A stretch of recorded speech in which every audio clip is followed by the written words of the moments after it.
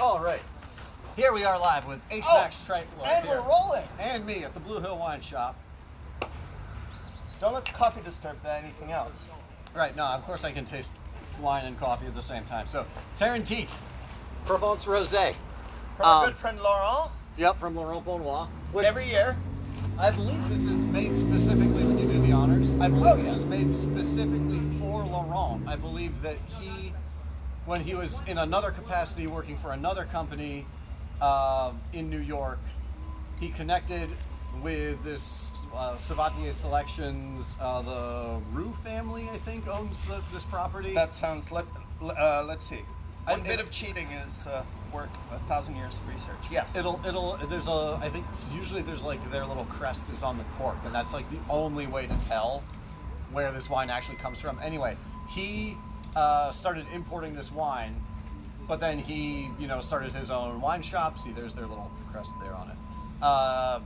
He started his own wine shop, and then he felt uncomfortable when the whole First Iraq War, Freedom Prize, Freedom Toast thing happened and stuff, and he moved back to France and started his little export company, and the family offered or agreed to put a new label on this wine and make this like special version of this rosé just for him. Specifically for him and none other. Right. It actually is very funny because there's another supplier who remains nameless, who swears up and down, resents the success of this wine, swears up and down that his version that he has under yet a different label is exactly the same wine. We've tasted them side by side. Yeah. And I always think Laurent's gets it by an edge. But it's one of the best value Provençal rosés out there. I mean, this is usually indeed on the planet. Retails for what would you retail this for? Oh, here? The right price is the same as it's always been. Yeah, has not changed since the dawning of rosé. Yeah, I don't know, $12, $12.50, yeah, $13. Certainly under $15 a bottle. Yeah, which is a fantastic value. Well, maybe it's a fantastic value. Let's find out. Let's reserve judgment. Yes. Shall we? Okay. Yes, we'll be impartial. Wine professionals. I'm detecting some sort of a floral note, Ned.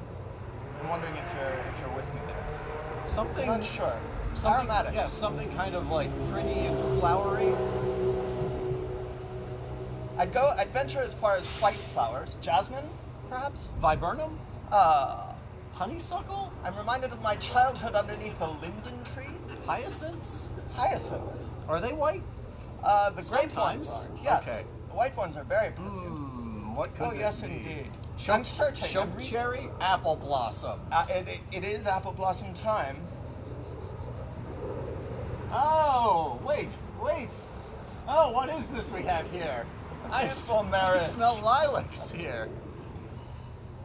It actually smells quite citrusy to me. It smells like... Not flowery at all. Yeah. And quite wet. I think I'd venture to say that it's wet. Wet grapefruits that you've just washed. Grapefruits that are fresh out of a cold shower. Not a bath. These are not warm, wet grapefruits. These are cold, wet grapefruits. No, these are crisp, refreshing bracing. Grapefruits. It was a bracing shower.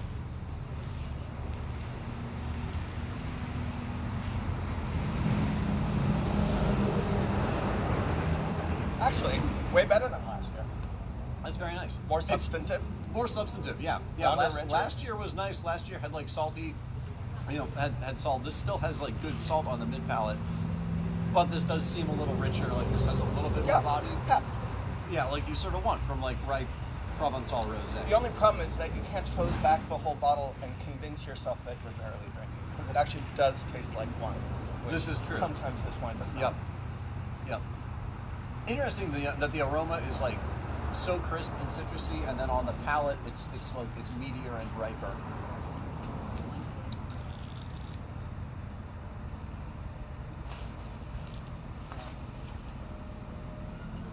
Good acidity. It's fresh, the salinity that's sort fun, of new, but then the meat the and salt. the salinity. The salt is meatier. Meaty salts. What would I call the fruit on this? I think you wouldn't. Strawberry? Elucid. Raspberry? Elucid. I would call the fruit elucid. That's a good attractive name. I name you elucid.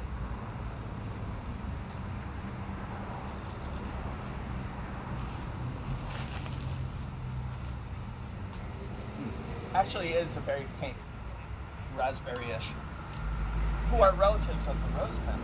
Oh, okay. Floral.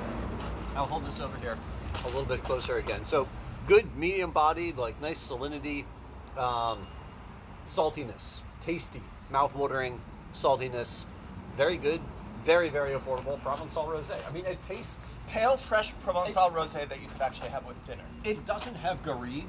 No. It does not have garrigue, but it is like ripe, sunny, warm. Like it tastes like Provence. It tastes Mediterranean. Like the Mediterranean, yeah. So There you go. Here we go. Cheers. Success. Well All done, right. Laurent. Yet again. Back to my espresso.